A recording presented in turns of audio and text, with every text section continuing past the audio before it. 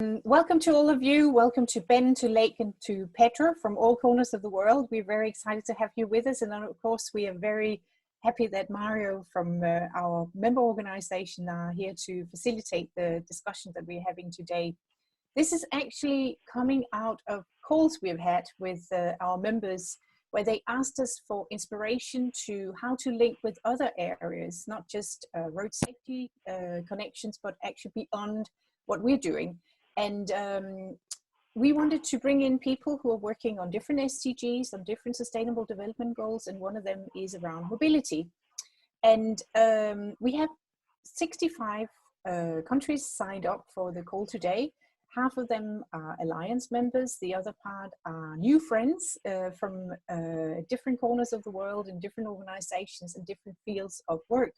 And we're very much looking forward to make the connections and make new friends here during this session and beyond.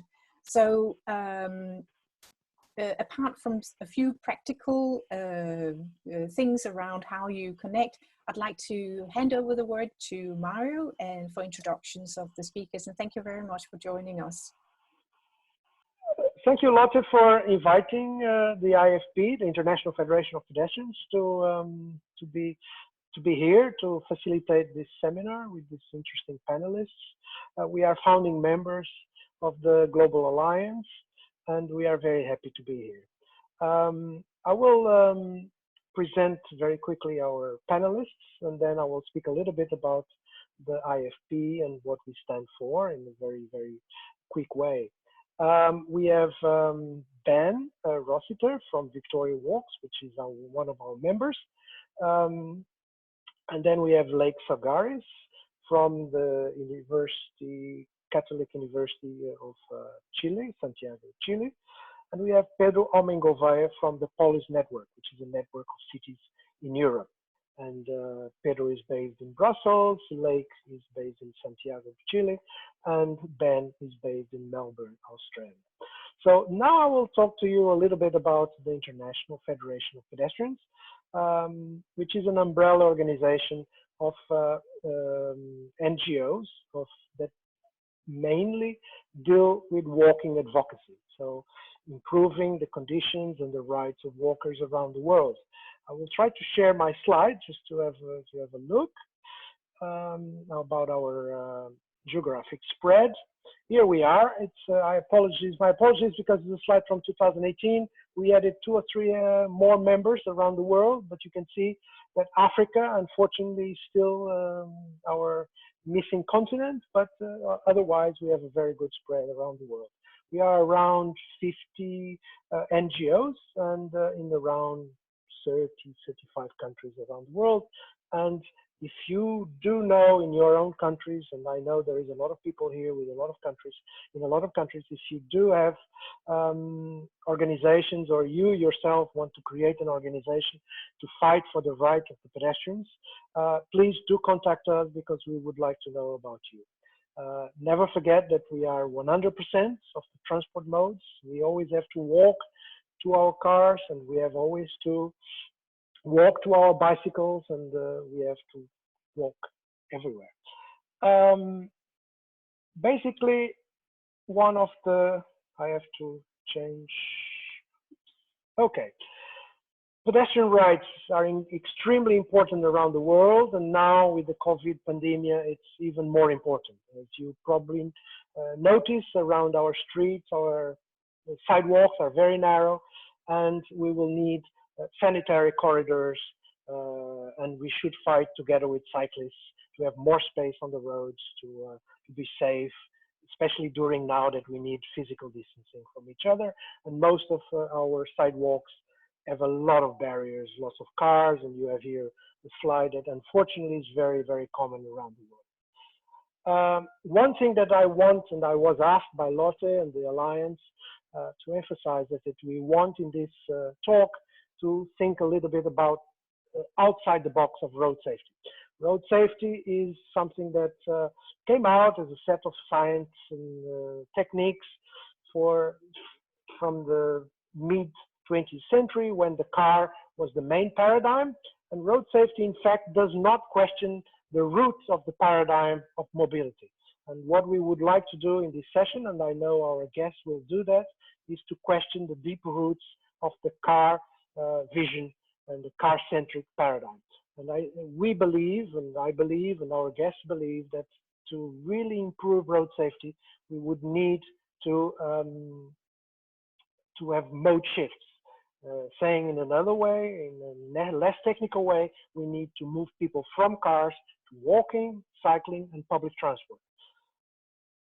And we do believe in grassroots organizations, and we will speak about that during the conversation, that indeed we need to transfer a lot of power for local organizations, neighborhood organizations, and to convince our politicians that if they give us $100, $1,000 or euros, we will stretch that money much more than most of the organizations around the world. Because we have a lot of volunteer work, and we do a lot of work for free, and sometimes with a lot of off hours, with sacrifice of our families, and so on. So I think that's a very important thing to communicate. So I'll pass now to our guests with our first question. And the first question is, and we agreed this with the Alliance, is how NGOs around the world can influence politicians and the powers to be, how to carry on these beautiful cities that now during the pandemic are car-free, they are less polluted, it's a bit easier to cycle and walking, but also dangerous because with less cars we have more speeds. So what NGOs can do to move ahead to the vision that we always want? Ben, can you start? There is a real opportunity to embed this behaviour in people's everyday routines going forward. And I think there's going to be high rates of local walking will continue with the more working from home. And unfortunately, there'll be more people at home with much higher rates of unemployment and underemployment. So while we should take this opportunity to reimagine and reconstruct our cities, I fear this will not occur as it should, particularly when we look at pre-COVID transport issues. Now, in road safety, the long-term downward trend of Australian road trauma has been more benefits for vehicle occupants than other road users. And in Victoria, the state where we're based, over the last 20 years, walkers have been 15% of fatalities, and it was up to 18% last year. But the most disturbing story is that older people are an increasing proportion of pedestrian deaths and injuries.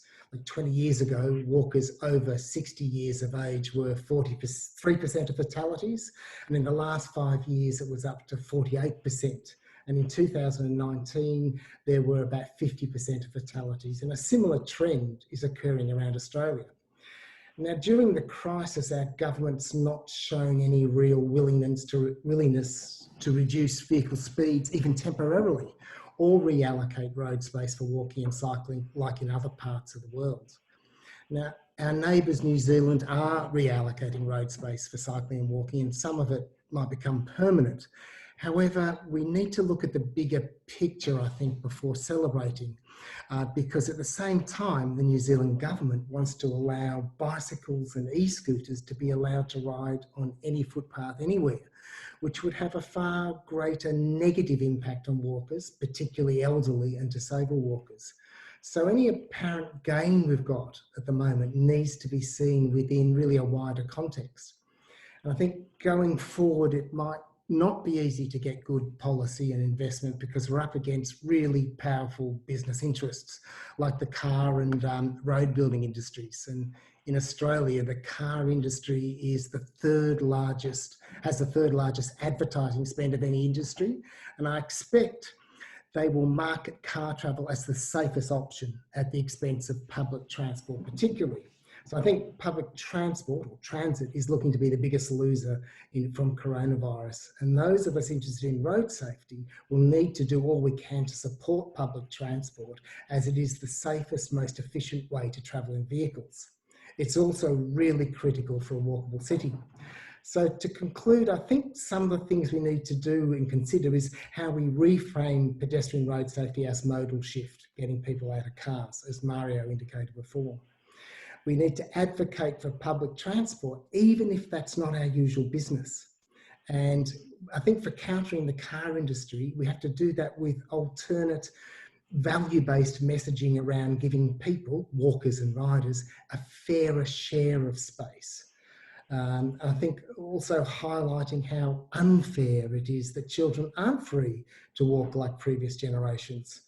We need to consider walking and cycling separately because they're different people with different infrastructure needs, and we have to be creative about looking for different partnerships. One might be around gender equity, which is an increasing focus of governments because it's about supporting the right of women to walk around without fear for their safety, can link and should link to road safety.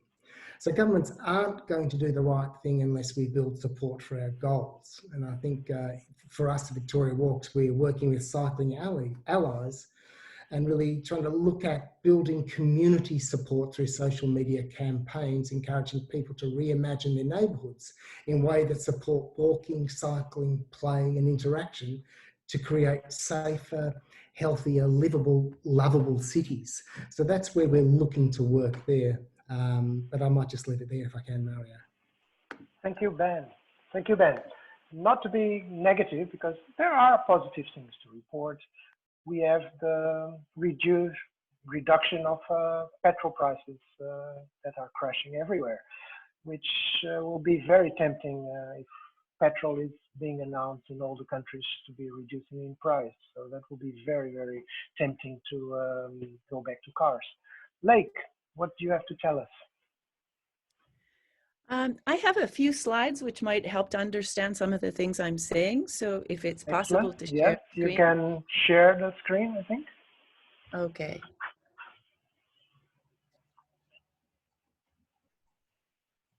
Yes, good. Okay. So, so Mario, your question is a great one. What can NGOs do? I would say, first of all, join up with community-based organizations. NGOs are usually groups of small groups of like-minded people, whereas community-based organizations tend to be more grassroots, more connected to a wide variety of political tendencies and perspectives and positionalities around the world.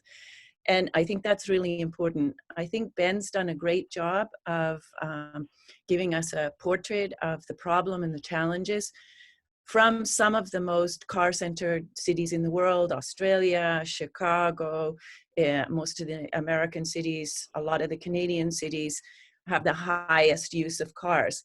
In Chile and most of the global south or developing world or low consumption world, whatever term is most comfortable for you, we have a lot of the same problem with automobility, this import of the car, not only as a product, but also as a finance industry product, but also as a social ideology. You know, if you want to progress, the first thing you do is you get a car and so on. But the reality of that is quite different. And so I think that the biggest challenge for citizen organizations and visionary planners, who are, to me, the crucial alliance for change in cities and in countries around the world, is to really look ahead. And it's very hard to do that right now. We're all kind of paralyzed and stuck in our houses, and we're nervous, and we're worried about people we love, and that's very difficult. But we need to do that. We need to look ahead. We need to take all the knowledge we've accumulated over the years, and we need to really think about what kind of city we want.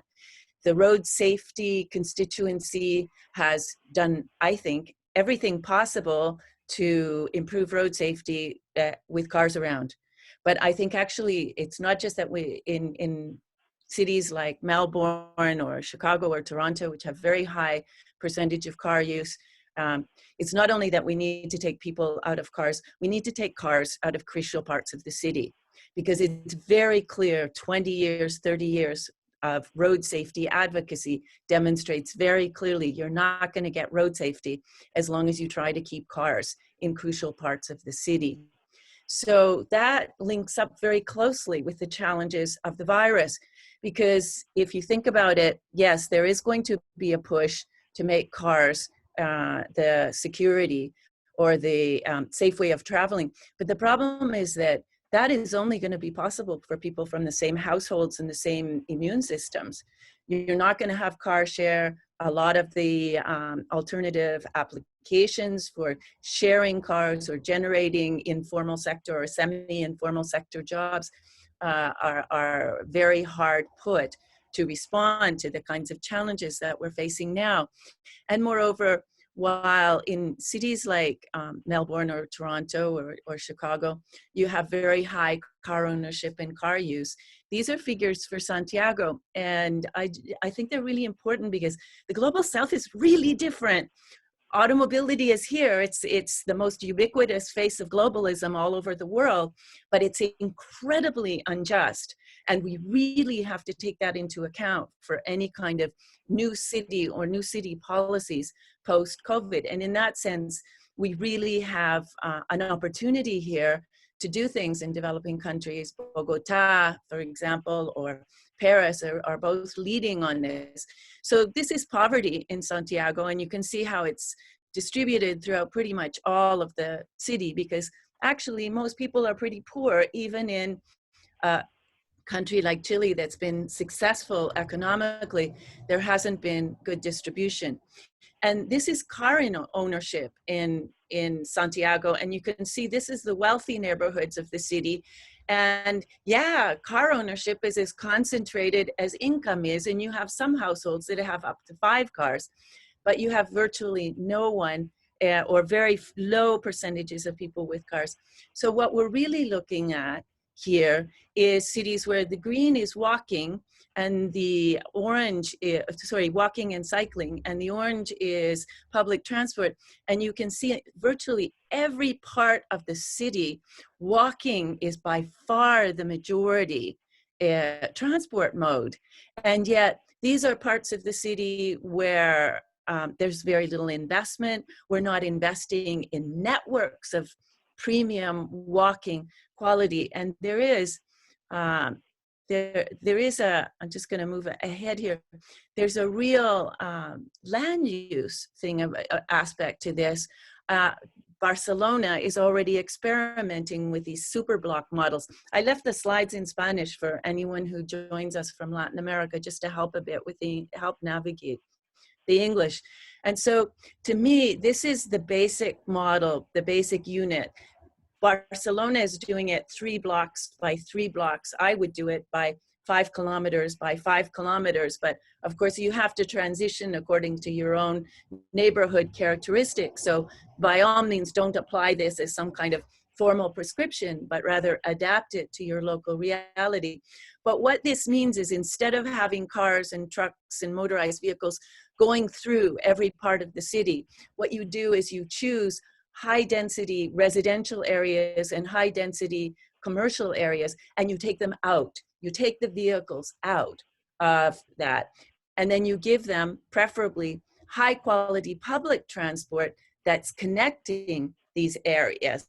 But at the same time, within, a car owner can go into their house or out, but they can't circulate within the area, making it much safer for walkers, for cyclists. This is really important today, and this is something we should all be doing. All over the world, we've had experiences inspired by Bogota's ciclovías. In the US, they even use the Spanish name as a tribute to innovation in Latin America, of opening up cities on Sundays and they say closing them to cars. Well, yeah, you close them to cars, but you open them to people, to micromobility of all kinds, but above all to walking, to cycle taxis, to cycle cargo that can help people get to street fairs and get home again, and so on. So I just want to say, because I don't want to go on too long in this first round, what an important opportunity we have here to rethink the city. And who has to do that are citizen organizations and visionary planners in city government. That's who has been doing it for the last few decades, and that's who has to do it And I know it's really hard because we have very few resources, but we're the ones who have to be visioning this future and saying, this is where we need to go. Let's get there quickly. Thank you very much, Leiki.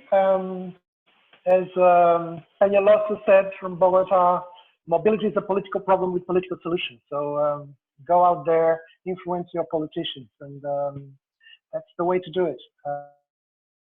And I think we're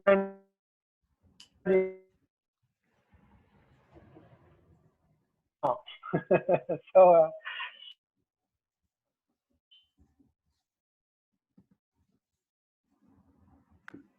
Sorry, Mario, I can't hear you. Okay, again. Okay. To Pedro, Ben, no? Yeah. Oh, yeah, okay. So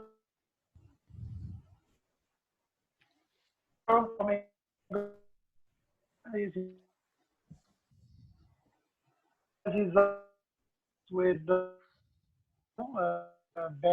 that problem in Australia is the old. Mario? Yes? Okay. You are breaking. Yes, go ahead. Okay. Mario, we can't Pedro? hear you, but Yeah. Pedro, maybe you can, Pedro, Pedro can talk. Go ahead, Pedro. Okay, thank you. Thank you very much for the invitation and congratulations for this useful initiative. A very quick introduction. You know, my experience is I worked for over 21 years in a city administration as a staff. I worked as designer and strategist and policy advisor, and so I have quite a multifaceted experience of what it is, you know, to manage cities, and that's where I'm coming from. Right now I'm working as a senior policy manager here at Polis, so helping cities craft policy, and I think that's so my comments are pretty much from that angle. If I had, you know, to use one expression as an advice for all advocates watching this this session is keep your eyes on the ball. There's a lot of discussion about what is happening and you know, what will happen. Everybody's speculating about the future, but the fact is, I think that we should keep our eyes on the structural trends and on the structural needs of our cities and societies, and look at the crisis as well, as crude as it may seem, as an opportunity to further important agendas for social good, for our collective good. I have 6 very short ideas.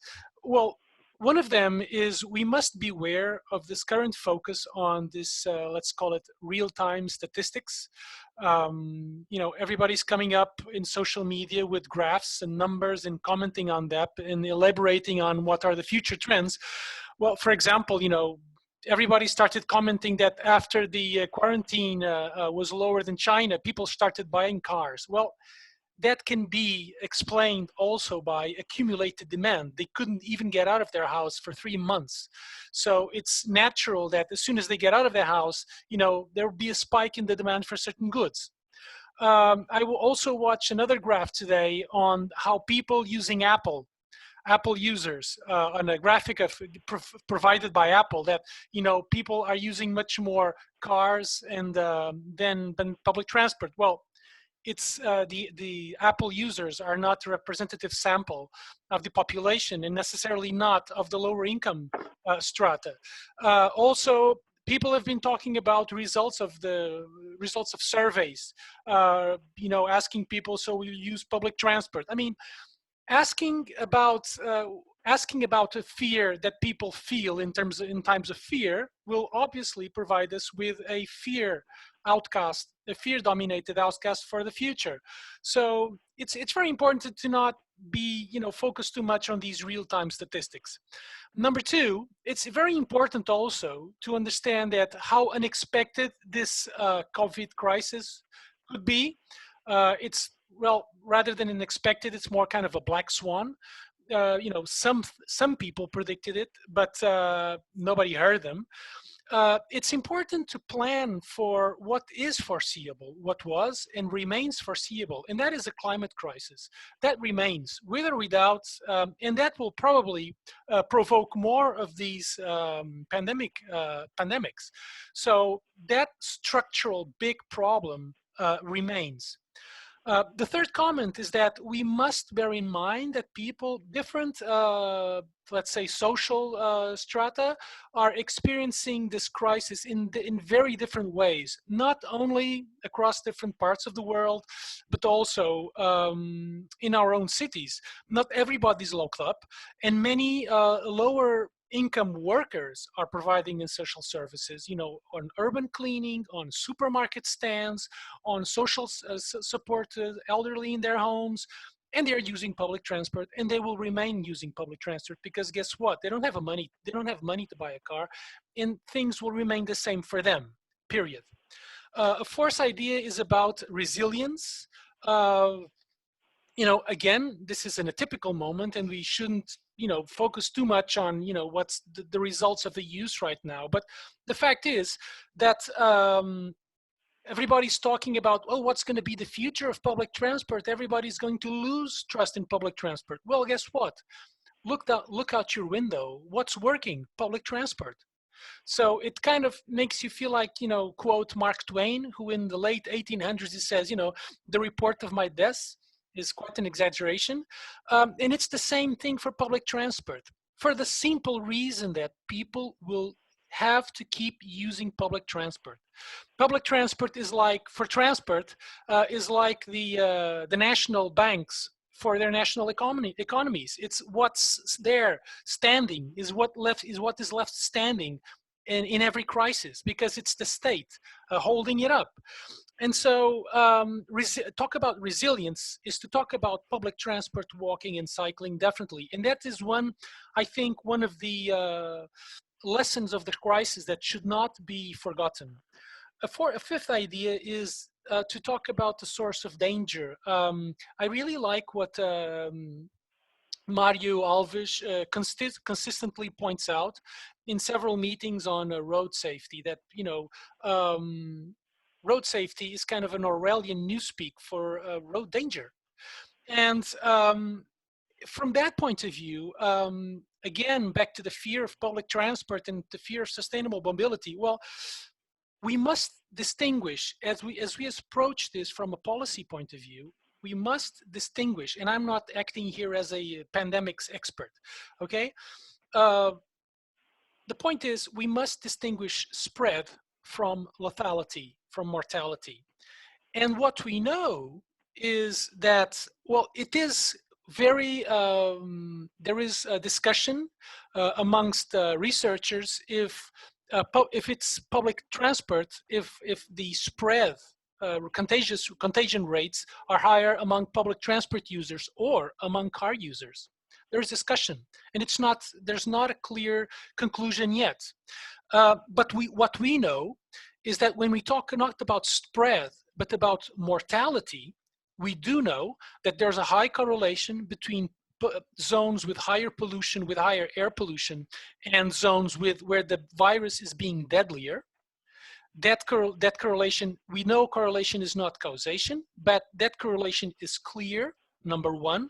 Number two, we know that people with respiratory problems are much more vulnerable to, let's say, death by this virus. And we do know there is the causation established already that chronic air pollution creates a higher vulnerability in terms of respiratory problems in the population. And so we may be talking, and now there's also some research coming up pointing to the fact that pollution particles, because they're bigger, they can harbor virus and transmit it more easily. So the point is that it's not trying to really make premature conclusions. It's really holding on to what we already know, what is clearly established, and to really pointing again to the real source of danger here. And not get distracted about all this talk in social media and in the media, which is growingly more social media than actually classical media, about, public transport is going to be dangerous. Well, that's not the source of danger. And finally, in terms of opportunities for policy change, I would say the following. You know, when we are working for a road safety agenda, we all know that inside cities, and now I'm talking only inside cities, what we all need, less cars and lower speeds. That is exactly now the agenda of the sustainable mobility advocates, less cars and lower speeds. So what we're seeing across many cities is, and we've been seeing this for long, and I'm sure you're aware of this, is this growing connection of efforts between people working for road safety and people working for sustainable mobility. This is a unique moment to produce a policy change, because policy change effectively occurs when three strands combine. And one of them is there's an awareness of the problem, there's availability of solutions, and there's prominence in the agenda. Now, this crisis, as horrible as it is, and it is in fact, could really bring to the top of the political agenda this issue of air pollution and the effect it has on public health. Now, it is important that everybody would be putting that on top of their agenda, and not, you know, really discussing going with the rest of the flow, with the rest of the pack. It is critical that we take this opportunity to unlock the potential of our streets for more options, less deadly modes, to achieve truly multimodal cities. And so finally, the last idea here is that there's the idea that everybody after the crisis will go back to their cars. Well, with what money and to run to what jobs? Because what we do know is that there's a huge economic recession coming. We know that massive amounts of jobs will be eliminated. We know that what we do know with economic recessions is that the number of trips goes down, that people cannot afford cars, and they're not giving away oil, even if they were. And so this window of opportunity that we see now in cities, it will be maintained for a while, meaning there will be less car travel inside cities for the time to come. We can expect that from previous experiences. And so cities should really be getting ready right now to use the following months to grow their cycling ways and to grow spaces for pedestrians. Sorry for taking too long. Thank you, Pedro. Thank you, Pedro. As a lot of questions from before, during the registration. Many of the questions that you sent were already covered in these three interventions. We have also questions live. For example, we have here a question from Hector D'Agostino. How do we envision the ideal balance between public transport use, walking, cycling in big cities, and how long distances from home and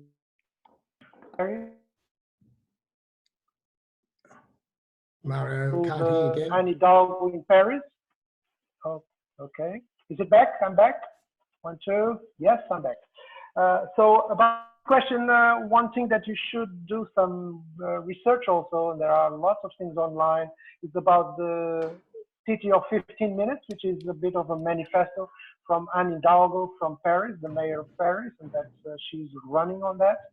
So something that people have to realize that most of the trips are short distance. The fact that we are talking sometimes about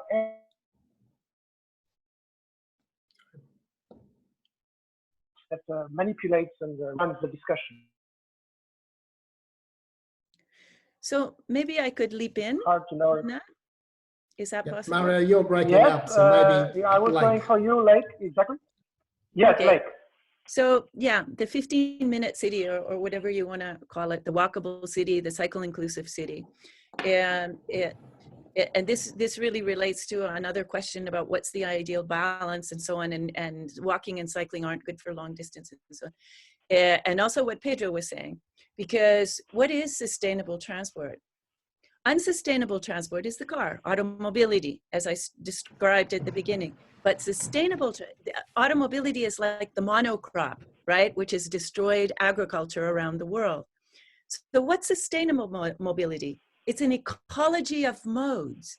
And that's a way we can build our cities or repurpose our cities very effectively with very minimal expenses. But we do need vision. And that's why I say that it's visionary community organizations and NGOs and planners who really have to guide us here. Why? Because walking is ideal from 0 to 2 kilometers, depending on the person's capabilities. Cycling is ideal from 1 to 5 or 8 kilometers, depending on the person's physical capacity and other aspects. And public transport is ideal for longer trips, 5 kilometers or over. And we actually did an analysis for Santiago, Chile, which is a city that was rapidly transitioning toward automobility and then hit the ceiling.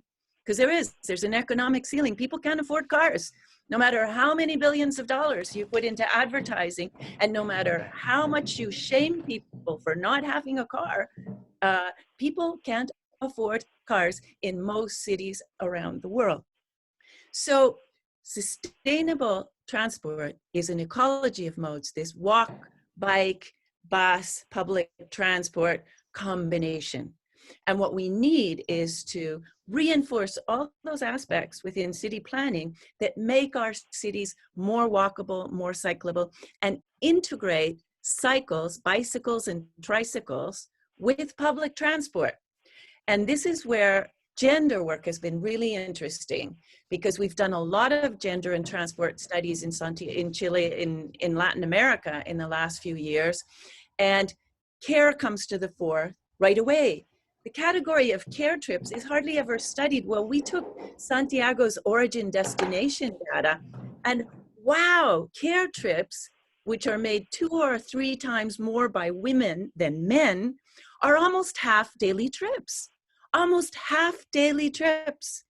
And most of those trips are made by walking and would be much assisted by cycle taxis, cargo bikes, and other cycle-related services. The bike is the missing link here. Bikes aren't just for people who cycle. Bikes are the way you get sustainable, clean, healthy links between walking distances and public transport distances, or weights, or people with disabilities. So if I can arrive at a local metro station with my 3 kids and all my shopping for the week, and it's only half a kilometer to my home, but that's way too much to do with all this stuff I'm carrying, and I can just slip into a cycle taxi and I'm home in 5 minutes or 10 minutes, then we have a whole new city. And we know how to do this. We have the vision to do it. We need to create the political will to do it. And that's why the move by Paris, or what Bogota's doing.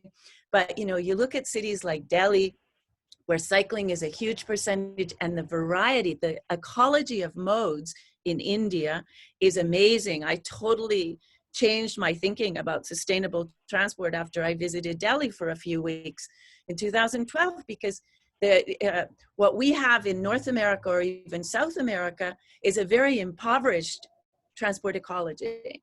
And never mind Australia. I mean, what you have in India or Nairobi, where you have people who walk and walk and walk in some of the worst conditions imaginable, improving those walking conditions is central. And it means getting rid of cars, taking cars out, stigmatizing cars. Cars are smoking. They are not good for you. And that's another correlation that's begun to emerge from some of this instant data, is that obesity is another factor, is appearing at, this is the figures from New York and some of the initial studies coming out of there, is another correlate for not doing well with the coronavirus. So I just want to finish this saying that what this brings into the fore, a gender perspective, an ecology of modes, sustainable transport, is land use, land use, land use. If every neighborhood has a quality primary school that children can walk to, then you have a whole bunch of resilience factors. kicking in. It's easier for women. They don't have to accompany their children everywhere. You've got people on the street, so it's socially more safe. You've got healthier children. And believe me, we've studied this because Chile is a world leader on child sedentarism and obesity and the impacts in people. And so you begin to have a much more humane, much more resilient city. You have to reverse trips, as is happening now in many places.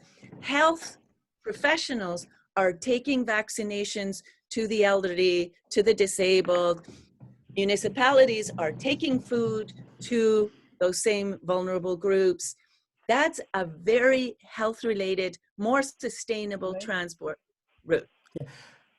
Blake, I'm very happy that you speak about land use, and because one of the next question I was going to make is to Ben about urban sprawl and density, and how density is the center of debate nowadays with the coronavirus.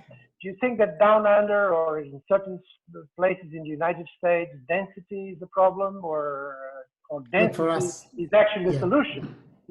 Yeah, no, density is the solution. I think listening to the other two speakers, Pedro and Lake, it's quite stark difference between what they're describing and what we have. We are in really low density, car dominated cities with really high car ownership.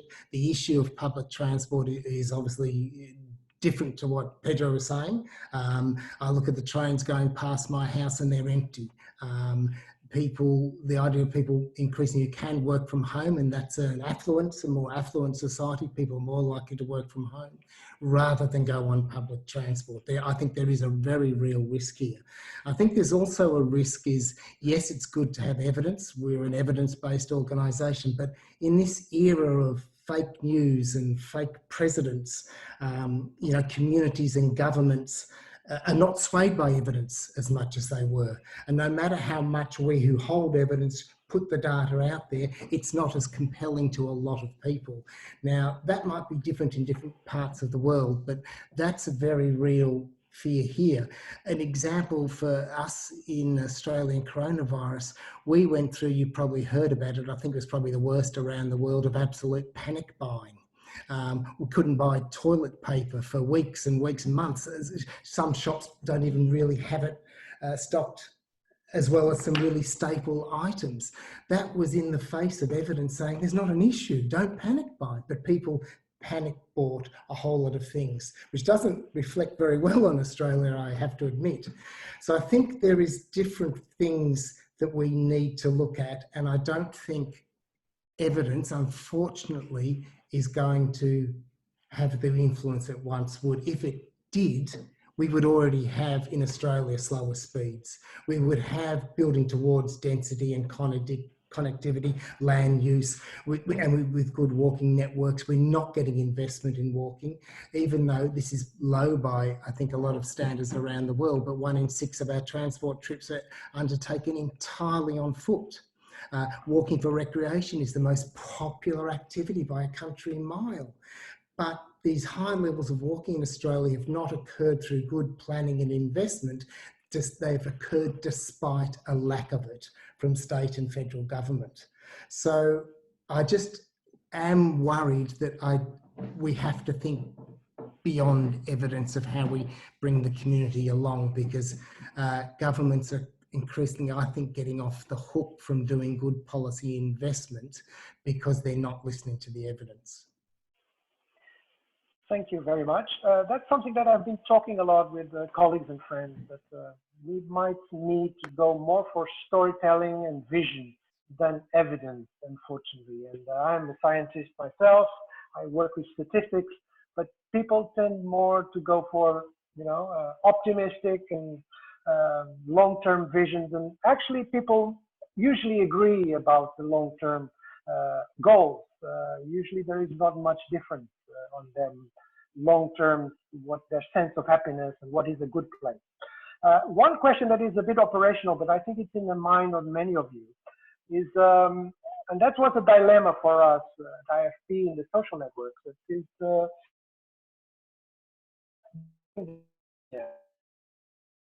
street.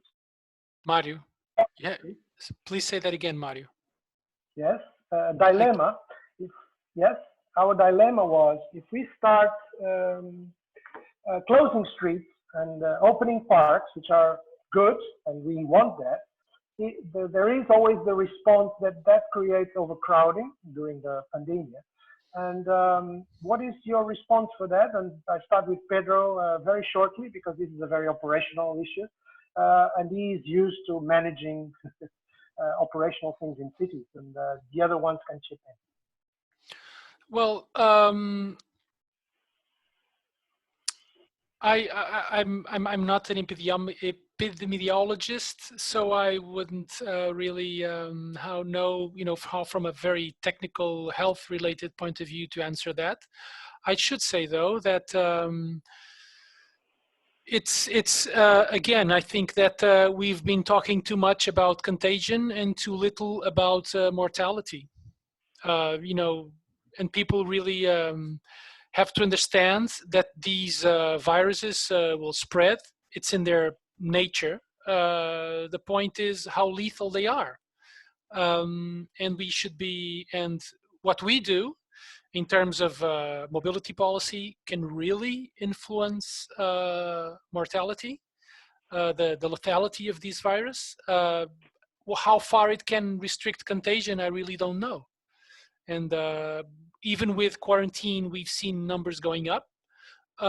We don't really know, by the way, what is the spread of the virus, because what we know is the results of the tests. So countries with more tests have more positive results. That's period. That from a point of view of statistics, the numbers we've been seeing are really insignificant, I think, from a technical point of view, statistical point of view. But what we know is for this virus and for the coming virus, we can do something to reduce their mortality. And that's what we should be focusing on. Yes, that's a good point, is planning in a time of uncertainty. And I think if it was uncertain all the time in history, now we start to realize that black swans, unpredictable events that really can change our life, are very important to plan for flexibility. Yeah. Lake or Ben, would you like to? Can I just add something very quickly? Yes, very quickly. Just a quick note. Yeah. Well, the point is that black swans, are events that are unexpected, but then on hindsight, they can be rationalized and explained. The interesting thing about black swans is that they point us to our blind spots, to things that, to blind spots in our managing operational systems and all of that.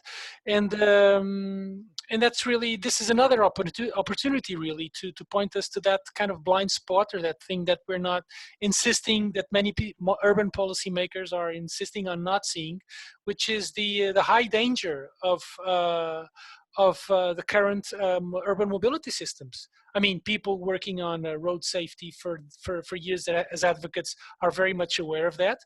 But this is an opportunity to add on the danger created through crashes, to add on the danger created by health problems in a more acute way, if you may. Okay. Okay. This problem of opening parks or opening streets, to remember my question, I might have the answer. Why? The problem is if you only open a few. If you open many streets to walking and cycling, then you spread people. What do you have to say about this, Lake?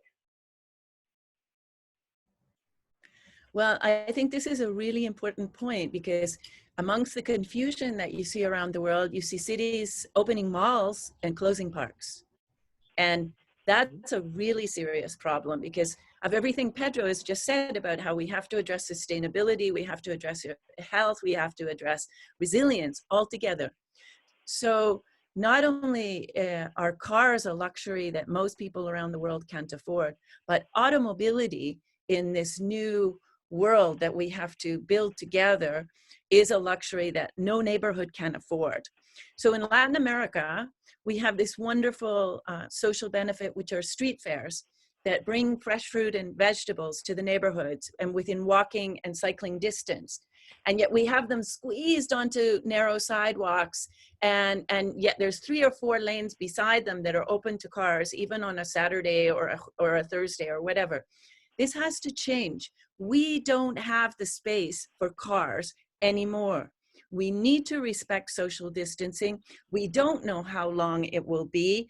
Our public health system, unlike Belgium or Spain or Canada or a lot of other places, it collapses every winter with ordinary flu virus victims. It cannot handle an influx of a new virus, whether it's coronavirus or it's the next one to come down the pipe. So what's really important? We need to, you know, in transport, we've reversed the pyramid, right? That put cars on top and we've put pedestrians on top, at least in our own heads, which is very good. We have to do the same for the economy. We have to put care at the top of the pyramid, and we have to privilege care. And what that means is security, safety, food, and education. Food is even more important than shelter for countries like ours that have thousands of people living on the streets. Food and education. Education will get you out of this mess and help you get ahead even in the worst of times. And food.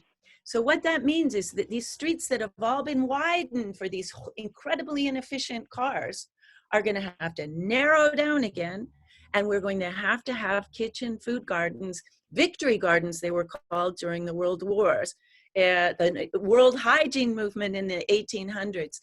We're going to have to bring that back. And in spades, literally with spades, digging along our roads and putting in food gardens, fruit producing plants, because nobody can plant a pear tree on their balcony. So we need our roads to be taken over, not by parking, but by food production. Because if people have access to food and they're producing their own food and they're learning to take care of their own food, they're addressing a lot of health, but also resilience and also environmental concerns. And we're all a lot stronger because of that.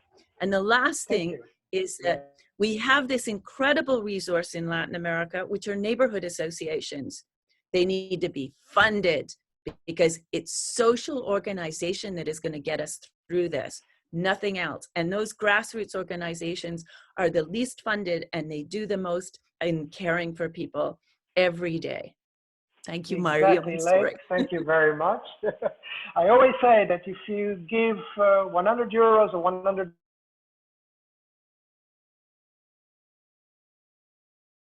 nobody else. Can you hear? No. Ben, can you hear me?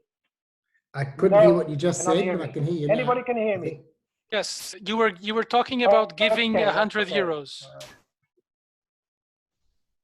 Yes, I said if you give 100 euros or $100 to NGO or 500 euros or 500, they stretch it to last for a long, long time, which doesn't happen in a lot of organizations. Ben, I just let you speak about this, and I add another thing, which is the shared space kind of, because when you are giving streets to cycling, and it's probably, if they have space, they might be able to actually, no? I can't hear you. Okay, quite, so. Say something, Ben. I can't quite say something. Yeah, I'll say something. Maybe I'll just. Yeah, I think you were asking about shared. I think you're asking about shared between walking and cycling. Is that correct? Or shared space? But not on sidewalks because they are too short. They are too small. But when you open the streets, when you really open the streets where the cars used to be, okay? Yeah. No, I still can't hear your question. Sorry, Mario. Go ahead. Yeah, I couldn't hear your question. I'll make something up. But I think just responding to Lake, I think it's really about, food security and dig for victory and victory gardens and that sort of thing. And one thing we've learned, I think, from the coronavirus, how really globalization and even national versions, I guess, of globalization cannot respond or meet the needs of our population. So we do need to change about how we not just move, but supply our food and our essentials, because it's really critical that, globalization just has not been able to meet people's needs.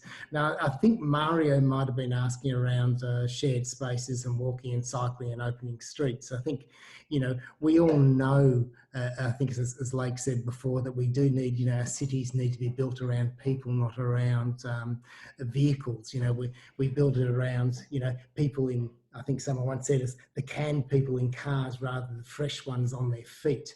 And so it is about, yes, we need to move to reimagine our cities, you know, ones like in Australia that are completely car dominated, and the reticence of our political leaders to make the move. And one of the things we always hear is, you know, for things like speed, and we know our urban speeds are way too high by international standards, that they don't want to lower speed because they have to bring the community along first before they do this sort of thing, which makes sense in one way, but it's just an absolute cop-out, because if we had that approach, we wouldn't have things like seat belts in cars, drink driving laws, we wouldn't have, you know, road safety cameras, all these sort of things that have been extremely unpopular when they came in.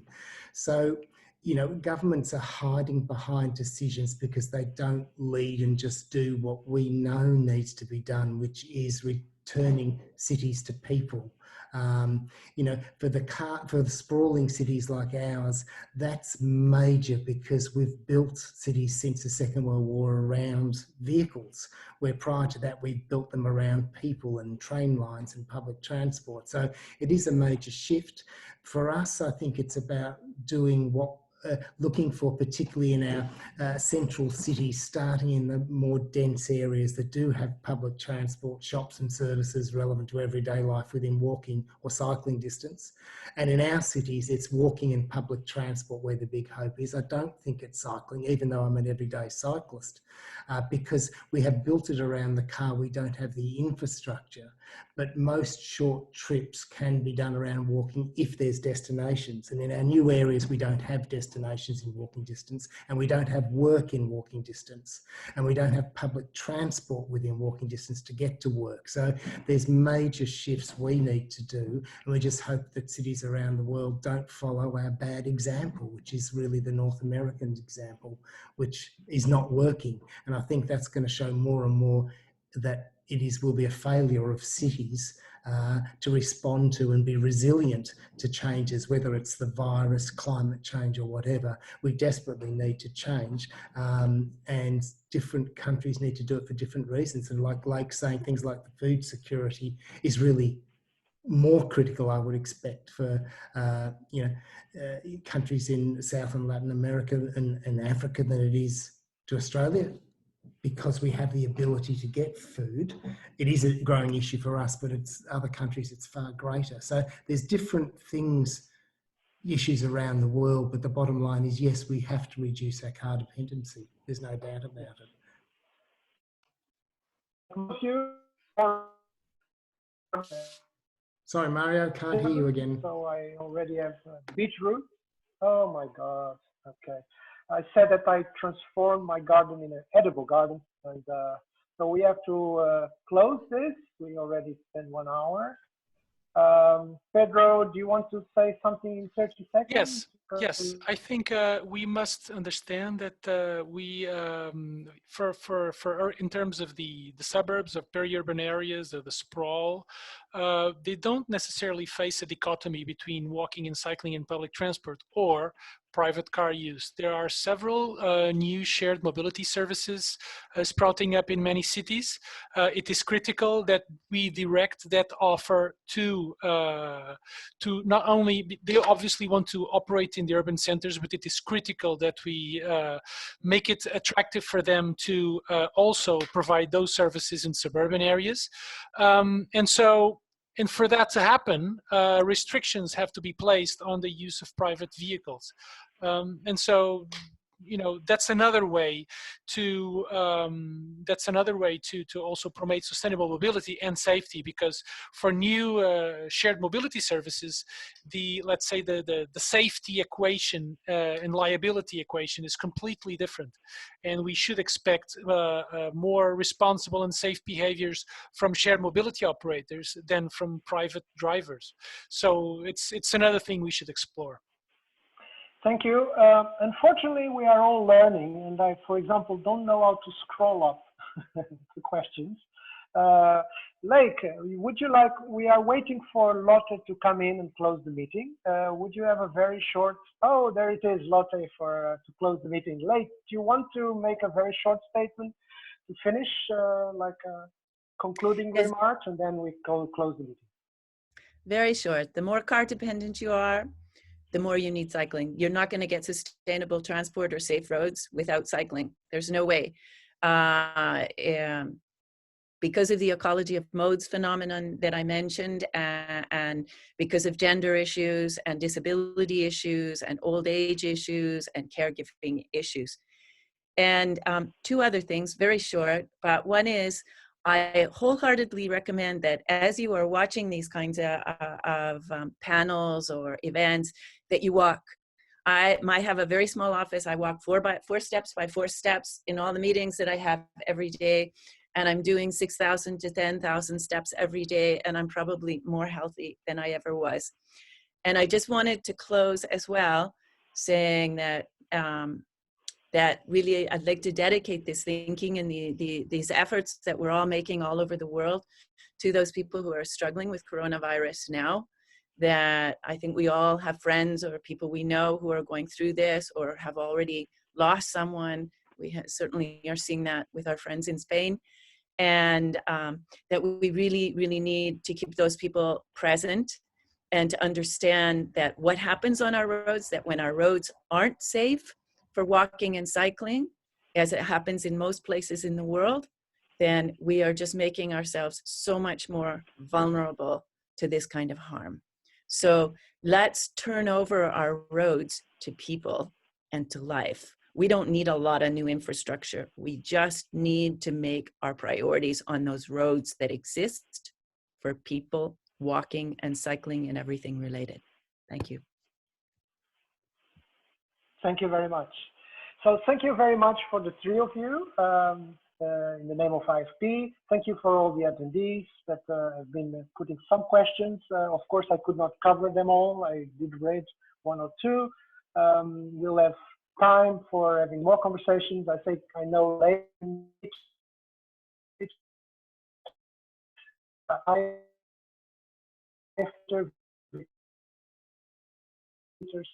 We are on Facebook also, so let's carry on the conversation. Lotte, for you to finish the meeting. Thank you very much. Thank you, Mario. Thank you very much for moderating this session, to Ben, to Lake, and to Pedro for joining us from all corners of the world. It's been a very, very interesting discussion. And I mean, we've definitely been touching on a whole new range of areas that I think a lot of us are never really thinking of connecting to our field.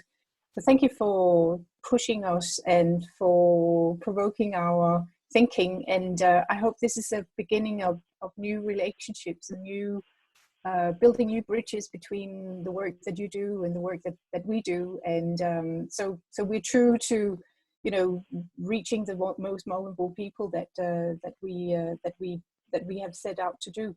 So thank you very much for today, and thank you. Have a nice day, and look after yourself and stay safe. Bye.